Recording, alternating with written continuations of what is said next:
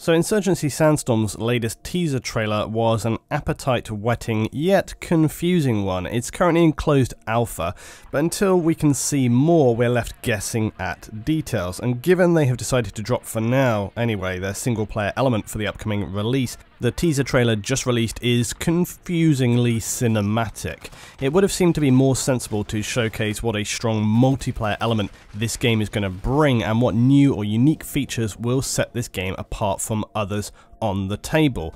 Because there is a lot on the table this year, with games still doing well from 2016 and 17 and before even, a host of new World War II titles coming in and Squad continuing unabated. What's Insurgency Sandstorm gonna bring? I picked out a couple of small elements that I could discern may be feasible, so let's take a look. So aside from the other details we know already, like some bigger map scale coming in, generally more polished gameplay than its previous iterations, the only points of note in this teaser were the IED detonated by a phone, suggesting players can be able to put down explosive traps remote detonated, which could be a strong feature when you're planning to control multiple entry points around an objective, something which, if Sandstorm is going to have these larger maps than previous, is certainly going to mean more routes through an area and controlling them therefore more difficult. So this makes more sense and hopefully be not too painful to have in there if you have many routes open to you. Still, remote detonate devices, not really a groundbreaking feature, they've been part of shooter games for a long time.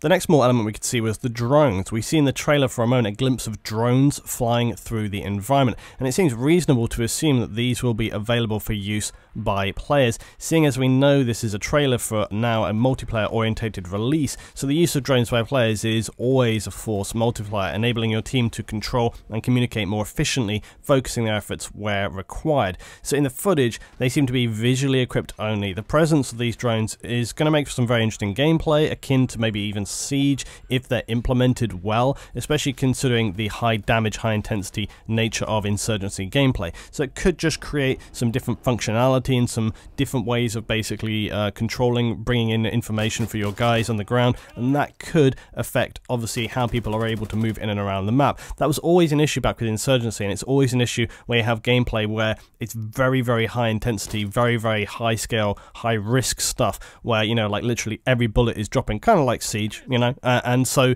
you're always literally on a knife edge, and not knowing whether there's anybody around that corner or whatever, that's a really big risk factor. It's a very high risk factor. So if you have drones that are able to kind of peek, just have a quick overview of the area and know whether or not it's safe to head down that alleyway so that you can actually get to where you want to get to, that's obviously going to be a huge game changer. Now, lastly in the trailer, we hear this.